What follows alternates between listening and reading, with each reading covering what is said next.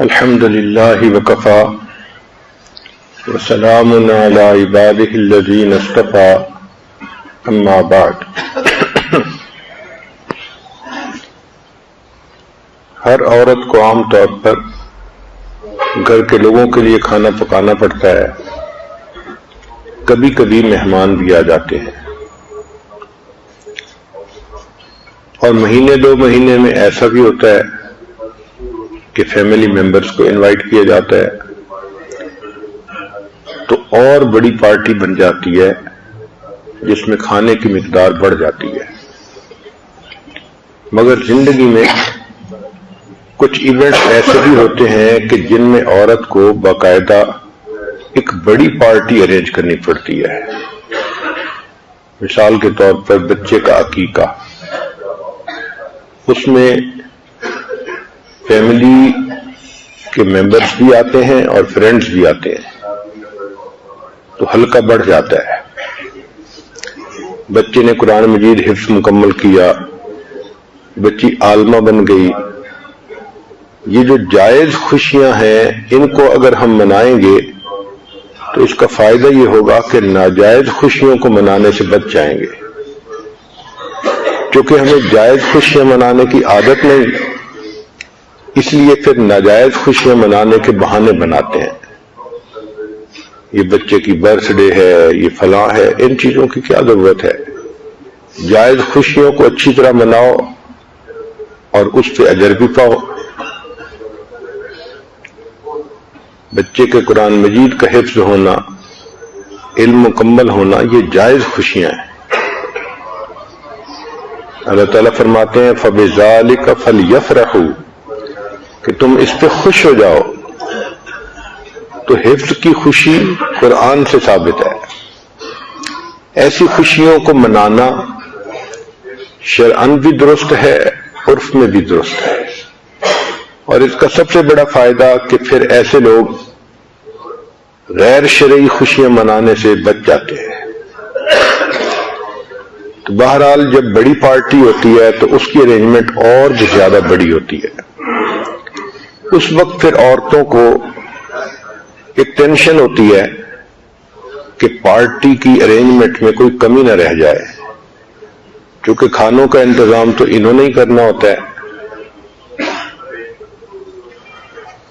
ہر جگہ تو باہر سے کیٹرنگ نہیں کروائی جا سکتی، تو اس لیے آج کا عنوان ہم نے پارٹی مینجمنٹ رکھا ہے کہ عورت کو اگر کوئی پارٹی ارینج کرنی بھی پڑ جائے تو اس کے اندر اتنی قابلیت ہو کہ اس کے لیے وہ ایک لسٹ بنائے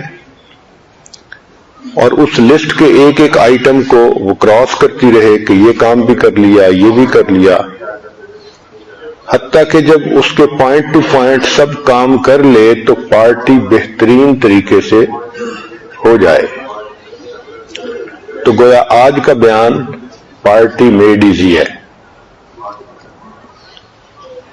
نبی علیہ الصلوۃ والسلام کے دور میں کھانے پینے کے لیے بڑے برتن استعمال ہوتے تھے۔ آج کل جیسے ہے نا کہ ہمارے پاس ہر بندے کے لیے الگ پلیٹ ہوتی ہے اور پھر مختلف کھانوں کے لیے الگ الگ پلیٹیں ہوتی ہیں، ایک گہری پلیٹ ہے، ایک بڑی پلیٹ ہے، ایک ڈیزرٹ کے لیے پلیٹ ہوتی ہے۔ وہاں ایسا نہیں تھا، بڑے بڑے برتن تھے اور مل جل کے کھانے کو پسند کیا جاتا تھا۔ چنانچہ بڑی بڑی پراتیں ہوتی تھیں، اس میں کھانا ڈال دیا جاتا تھا اور سب اس میں سے کھا لیتے تھے۔ شریعت کہتی ہے کہ کھانے میں جتنے ہاتھ زیادہ ہوں گے اتنی برکت زیادہ ہوگی، اس سے محبت بھی بڑھتی ہے۔ بلکہ نبی علیہ الصلوۃ والسلام کے زمانے میں صحابہ کرام کے پاس لکڑی کا بنا ہوا ایک پیالہ تھا، وہ اتنا بڑا تھا کہ پورے اونٹ کا گوشت پکا کے اس کے اندر ڈال دیا جاتا تھا، اور پھر صحابہ کرام اس پیالے کے گرد بیٹھ کے گھٹنوں کے بل بیٹھ کے، یعنی بیٹھے بھی ہیں کھڑے بھی ہیں، تو گھٹنوں کے بل کھڑے ہو کے پھر اس میں سے لے کے کھایا کرتے تھے۔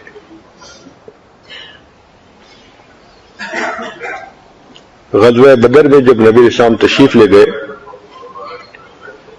تو صحابہ نے ایک آدمی کو پکڑ لیا جو کافروں کے لشکر کے ساتھ آیا تھا،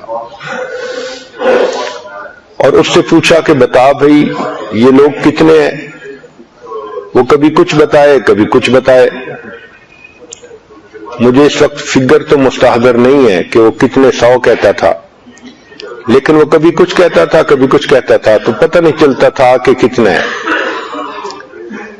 تو ایک صحابی نے تو اس کو تھپڑ بھی لگائے کہ صحیح بتا، اور بالآخر اس کو نبی علیہ الصلوۃ والسلام کے پاس لے گئے. اللہ کے پیارے حبیب صلی اللہ علیہ وسلم تو بہت دانا تھے. آپ نے صحابہ کرام کو فرمایا کہ اس کو مارنے کی ضرورت نہیں، اس کی کیپیبلٹی ہی اتنی نہیں ہے کہ یہ کراؤڈ کا اندازہ لگا کے صحیح تعداد بتائے. پھر نبی علیہ السلام نے اس سے ایک کوشچن پوچھا، اچھا یہ بتاؤ کہ اس مجمع کے لیے کتنے اونٹ روز ذبح ہوتے ہیں؟ اس نے بتا دیا اتنے. اللہ جانے 5 تھے 7 تھے جو بھی تھے. تو جب اس نے کہا کہ اتنے اونٹ ذبح ہوتے ہیں تو نبی علیہ السلام نے فوراً فرمایا کہ اتنے اونٹوں کا کھانا تقریباً 1000 لوگ کھا سکتے ہیں. تو میرا اندازہ ہے کہ ہمارے دشمن کی تعداد 1000 ہے. سبحان اللہ. ایسی بات پوچھی کہ جو بتانے والے کے لیے بھی آسان تھی اور جس سے اپنا ڈیسیژن میکنگ کرنا بھی آسان تھا. یہ دانائی، یہ وزڈم اللہ نے اپنے پیارے حبیب صلی اللہ علیہ وسلم کو عطا فرمائی تھی. ہمارے ہاں آج کل دیگیں بنتی ہیں بڑی تقریبات میں، تو ایک دیگ اگر پکی ہوئی ہو سالن کی، 100 آدمی آرام سے اس کھانے کو کھا لیتے ہیں. تو کراؤڈ کے حساب سے پھر کھانے کو مینیج کرنا پڑتا ہے. تو عورت اگر فیصلہ کر لے